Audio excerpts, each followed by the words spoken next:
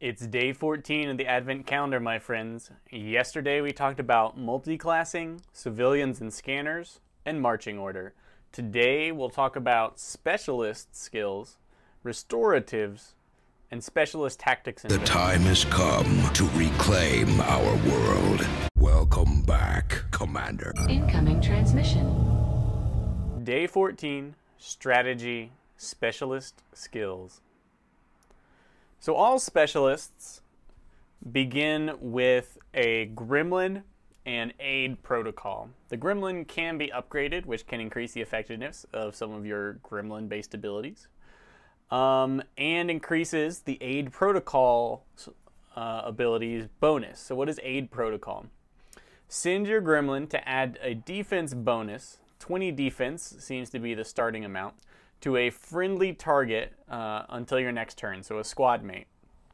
Gremlin-based abilities, and this appears to be true for all of them as far as I can tell, gremlin-based abilities can be used as your first action without ending your turn. This is really, really powerful and is what kind of makes the specialist and one of the most versatile classes, probably the most versatile class. I'll go ahead and say the most versatile class.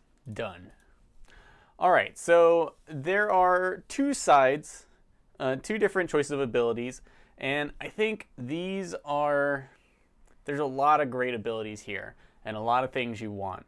And this leads the specialists in particular to being the class you might want two of in most of your squads. So let's take a look. What do you get?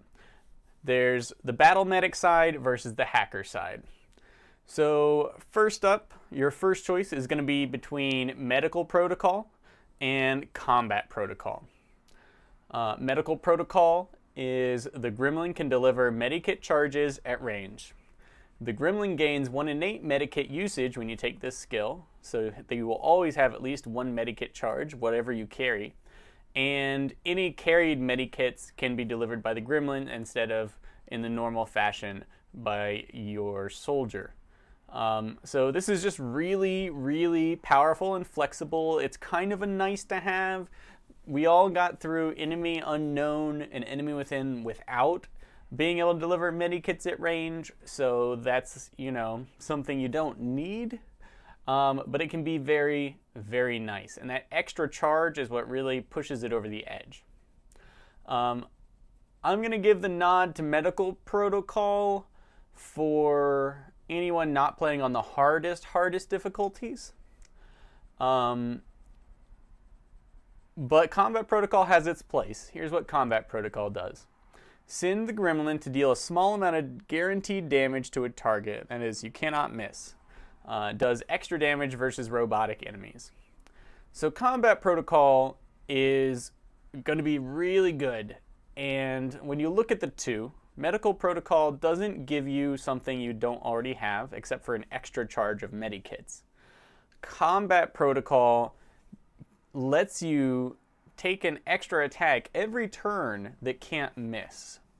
This is really strong, especially since damage now cancels Overwatch. It means you can, for one of your actions, remember this is a gremlin ability, so if you use it as your first action, it is not going to end your turn. For your first action, in exchange for your first action, you can negate the whole turn of an enemy who went into Overwatch. Boom. Easy. And deal damage to them. So I think if you're playing on the harder difficulties, it's going to be a toss-up how beat up your squads often get. If you can go through without getting hit much, combat protocol is going to make your aggressive approach much easier. I think used incredibly tactically with a really good knowledge of how the game goes, combat protocol is going to be better. But medical protocol is going to help save your butt when you put it out in places it should not be, without risking additional troops. So they are both excellent choices. And in general, I would consider having medical protocol over combat protocol if your teammates can handle it, but they're both absolutely fine choices, which is why you might want two You might want one person with combat protocol and the rest with medical, or something like that. All right, second choice is between Revival Protocol on the Battle Medic side and Haywire Protocol on the Hacker side.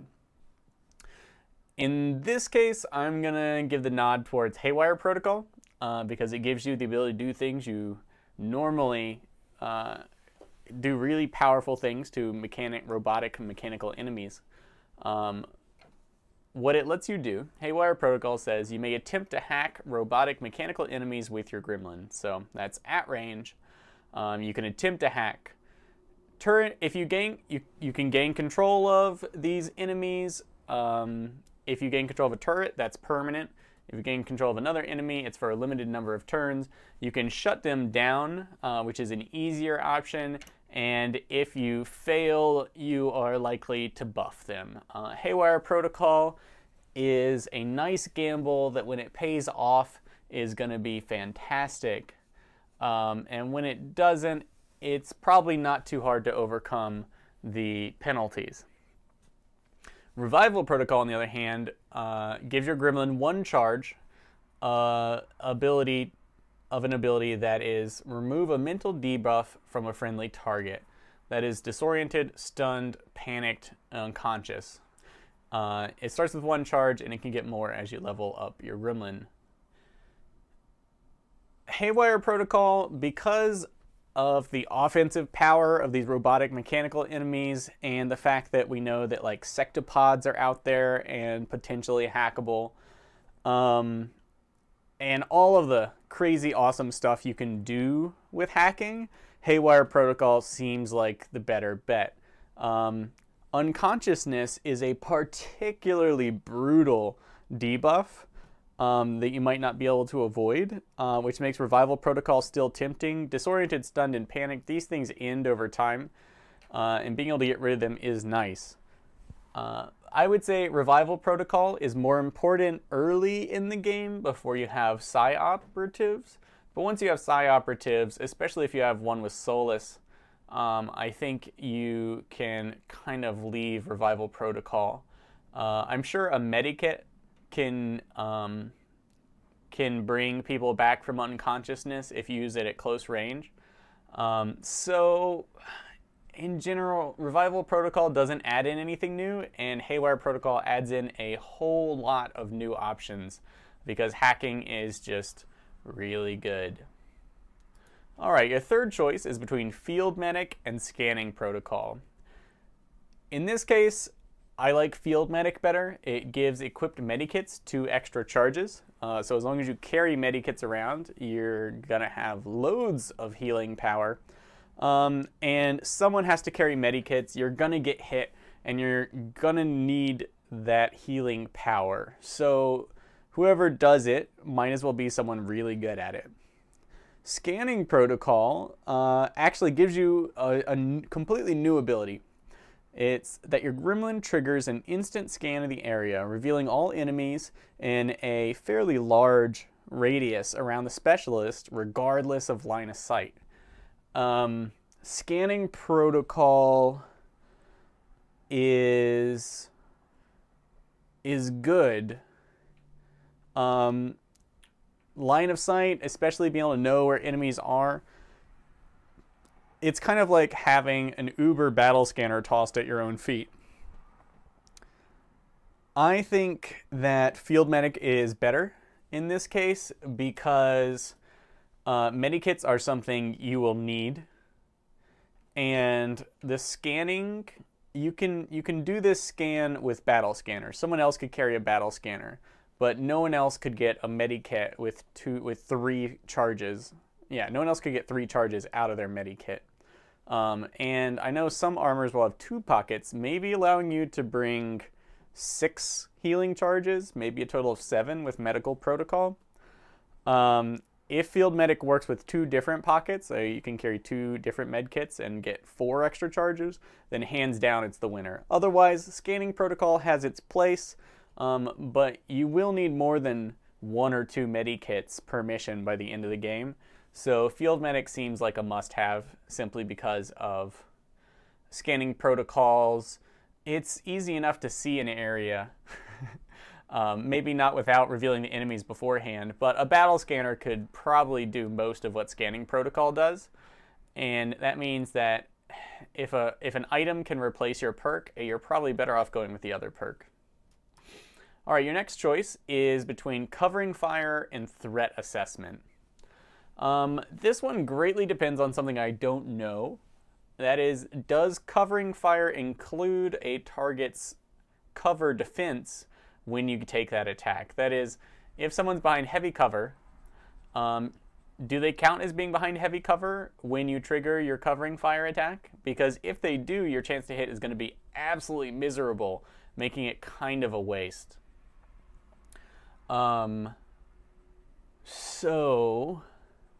Yeah, covering fire, I'm going to go not as good as threat assessment. So here's what the two do. Covering fire.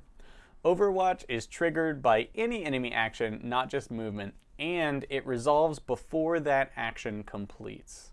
So this is, on paper, really powerful. You go into Overwatch somehow, and whatever the enemy does, you're going to shoot at them. There's a couple issues. One is, of course, does that enemy's defense apply against you? And as an Overwatch shot, isn't that really inaccurate already? And if both of those are the case, then covering fire is generally just a waste of ammo, because the penalty is like 75% of your aim, and then if they're behind full cover, you just can't hit at all. Your chance is going to be miserable. And it'll be a waste of your Overwatch. Also, it means that your Overwatch doesn't just pin enemies, it kind of, you can't really control as well who gets hit by your Overwatch, or it's guaranteed to shoot, basically, and it's whoever acts first is going to trigger it.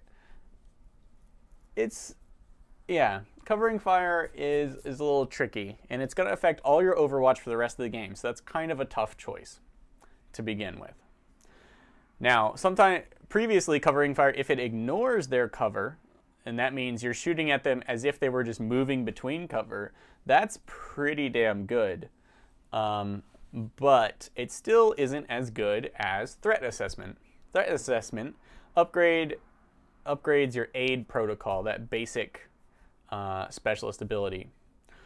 The target of your aid protocol's ability gains a covering fire Overwatch shot in addition to the normal 20 defense. So for one of the reasons this is far superior is that it encourages you to use aid protocol, an ability you're already going to be using. And your friends probably have better weapons and are a bit more combat focused than you. Use this on a ranger, their shotgun. Use this on now sharpshooters use their pistols when they do Overwatch, so that's probably not the best choice. But the Grenadier with his shredding attack, yeah, that's who you want shooting Overwatch. I don't think you can use aid protocol on yourself. If so, then that's just odd. But the ability to give basically the perk that you would be choosing for yourself via one of your actions is kind of a no-brainer. And because using this ability, using aid protocol, doesn't end your turn if it's your first action, then it's even better because you can basically give a free defensive attack, or I don't know, it's kind of preemptive strike attack to, say, your ranger on the front line who's standing next to a muton who you think is going to throw a grenade at him. But then they're going to get that shotgun shot at point blank range as soon as the muton does. And they have the defense bonus. It's just awesome. And then you can still go into Overwatch yourself. So I just find threat assessment is just going to be so good. It's basically giving your squad an extra defensive attack.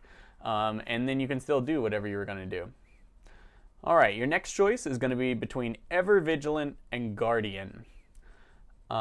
This is a tough one. Ever Vigilant says if you spend all your actions moving, you are granted Overwatch at the end of your turn. And Guardian says with every successful Overwatch shot, there's a 50% chance that another will be taken. So, which of these do you choose? At first, I thought Ever Vigilant looked better. That is, if you spend all your actions moving, you gain Overwatch at the end of your turn. But then I thought about how I actually move around on the map, and I always move and then Overwatch manually. I take a half turn to move and a half turn to Overwatch, and that's almost always how I move my squad, unless I am very sure that I can dash everyone. And I only dash when I don't need Overwatch. And if I'm not dashing, if I'm doing other things with my moves, then this perk is worthless. So then we look at Guardian, and it's with every successful Overwatch shot, there's a 50% chance that another will be taken. And remember that the tactic you can purchase for your specialist class is +10 aim on all Overwatch shots, and Overwatch shots can crit. My thought here is that I'm more likely to go into Overwatch than I am to take 2 moves and do nothing but move. And in that case, I am going to choose Guardian almost every time. Just for this chance. It's not a reliable skill, and I dislike unreliable skills. But an unreliable bonus is better than that I will occasionally use is better than a reliable bonus that I will never use. So I'm going to go with Guardian, especially in light of the fact that Overwatch from Specialist is going to be pretty sick. So my general tactic with Threat Assessment and Guardian would probably be to throw up Aid Protocol on the Ranger with the shotgun out in front, or my Grenadier, and then go into Overwatch myself. And between Guardian occasionally paying off with extra hits and my class ability to be better at Overwatch, I think that's fine. And I don't mind not having covering fire. Someone else on the squad is going to, because I took Threat Assessment. So I'm going to go with Guardian almost every time, simply because Ever Vigilant doesn't fit with my playstyle. But they're both fine choices. Ever Vigilant is a better bonus if you use it. I just never would. Lastly, your choice between Restoration and Capacitor Discharge. Restoration sends the gremlin out to every squad mate to heal or revive them as needed. You get 1 use per mission of this Uber squad heal. Capacitor Discharge sends a gremlin out to a location to emit an electrical discharge that damages and potentially stuns enemies. You can do this once per mission. Personally, I'm going to say Restoration wins out overall, as medikits are something... think about it like this. You can damage enemies with a whole ton of abilities that you can use all the time, no limit. Basically, attack. Sure, area of effect abilities are limited use, but healing, Restoration, going out and healing every squad mate, I don't know if this affects you personally, but that's like 3 to 5 medkit charges. And you just can't carry that many medkits. So I think Restoration is going to give you a capability that you simply do not have without it. Whereas Capacitor Discharge, I mean, stunning and damage is good, but it's nothing new. And you can do that with 1 solid, grenade, or the Psi Operatives Rift is gonna do that all on its own, and you can use that multiple times per mission. So I think Restoration is gonna just scale really well, especially as their squad size increases, and Capacitor Discharge is a nice to have, but just not necessary. So that's it for Specialist skills. Incoming transmission. Day 14, Tactics, Restoratives. So when I say Restoratives, I mean things that remove disoriented, stunned, panicked, unconscious, poison, burning, acid, whatever, that restore health. all of these negative effects can be present on your soldiers and can be pretty incapacitating, or at least severely limit their actions. And you're gonna need to take care of these in one way or another, even if it's just waiting it out, fairly regularly throughout the game. So the question is, how do you deal with that? How do you plan for that? The good news is most of these pass over time, and you can simply wait them out or play defensively until your squad is back to full strength. Particularly disoriented, stunned, and panicked can be waited out because they don't deal damage and they don't make you, they don't take away permanent control of your soldier. Poison, burning, and acid, you can wait those out. They tend to come with constant damage, as well as aim and mobility penalties, most likely.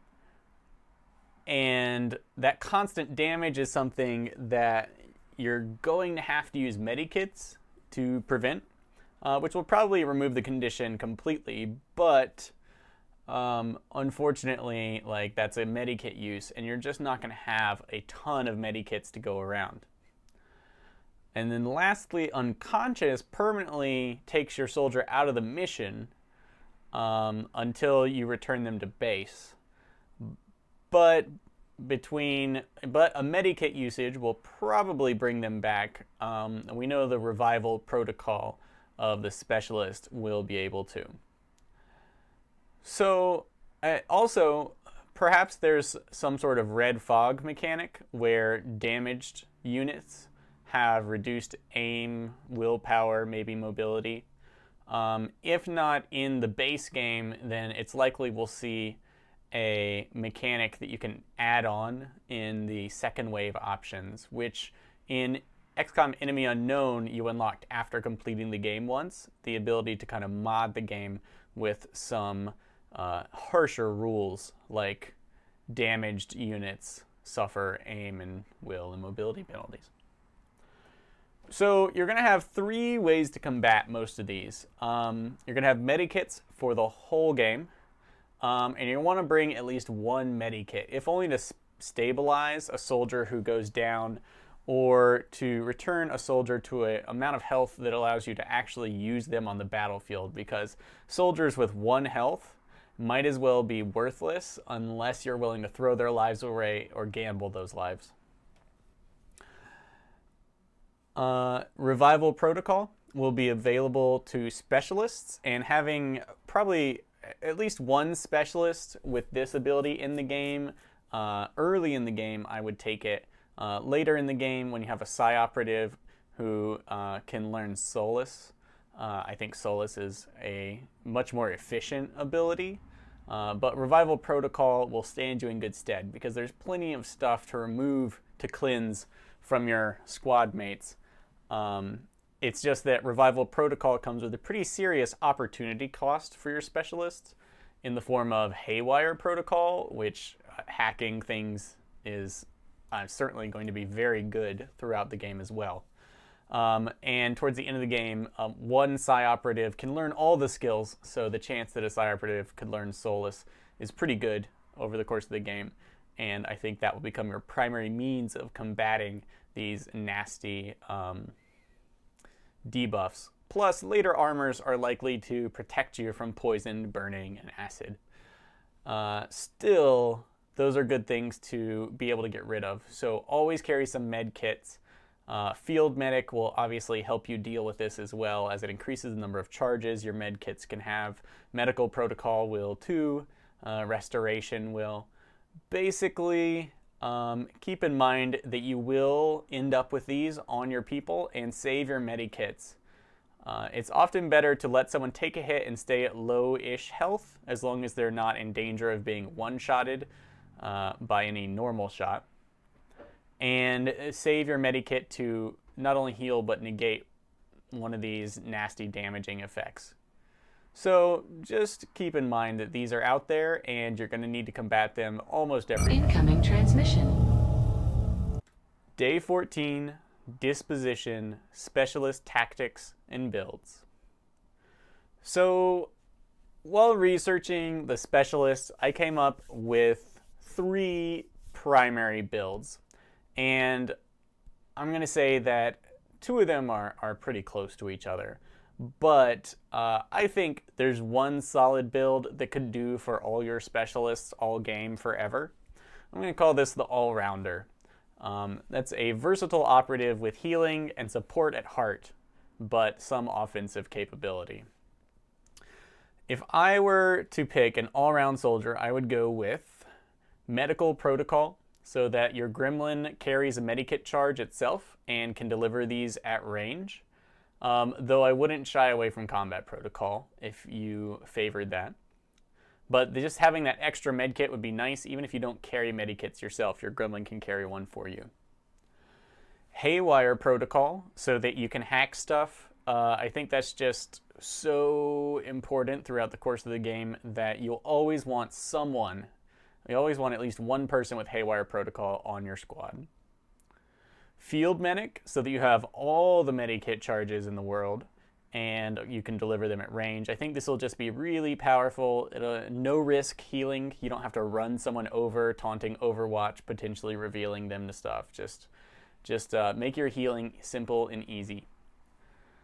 Threat Assessment, so that you can give friends an extra Overwatch shot. And if you haven't done anything else in your turn, you can then take Overwatch yourself, which is why I suggest Guardian, because I believe the Threat Assessment Overwatch combo is going to be really popular, or perhaps Threat Assessment and then Heal or whatever. And then Guardian enhances your Overwatch, whereas the other choice, Ever Vigilant, requires you to move around and do nothing else in that turn. So I feel like Guardian is a addition to a strong turn, and Ever Vigilant is a consolation prize for a turn that you did nothing but move.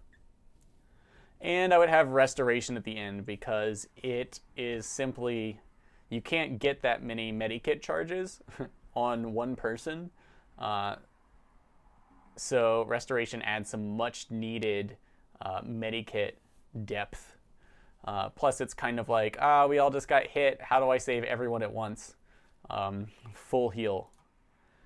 So the second option, I think, is going to be the Doctor, which is all heals all the time. And you're going to take Medical Protocol, Revival instead of Haywire, so that you can bring back unconscious people primarily, but also de-stun or de-panic or de-disorient your friends. Field Medic, so you can carry tons of medikit charges. Threat Assessment and Guardian, once again, so that you can give someone else Overwatch and then your Overwatch is buffed. And Restoration. So the only difference there is Haywire Protocol is traded out for Revival. Lastly, the Shock Trooper. I think here you're going to take Combat Protocol instead of Medical Protocol and go for that extra damage every turn. Haywire Protocol, you can take Scanning or you can take Field Medic. I think they're fine choices. If you're going to be on the front lines, Scanning can be quite useful, but if you tend to hang back with your specialists, then Field Medic is certainly the way to go, especially if there's not another specialist with Field Medic. Threat Assessment, because Threat Assessment is just super awesome. Even if you can't use Combat Protocol and Threat Assessment in the same round, which you might be able to, you might not, I still think it's worth having the option. Guardian, because I think Guardian completely beats out Ever Vigilant all the time. And Capacitor Discharge, so that you have that extra little like gremlin nuke on hand. I think Shock Trooper is a bit weaker, even if it comes with a bunch of guaranteed hit abilities that you can use. I mean, you can use a guaranteed hit ability the whole game. But there are a lot of fun abilities, and if you know exactly what you're doing, this guy can really wrap up some weakened enemies and save you a lot of pain. Especially negating Overwatch. He's going to be really good at controlling Overwatch for your team and negating it for your enemies. Alright friends, that's it for day 14. If you enjoyed this content, please go ahead and like this video. If you'd like to see the next Advent Calendar video as soon as it comes out, please subscribe to my channel. Tomorrow we're going to talk about the last class, sharpshooter skills, critical hits, and sharpshooter tactics and builds.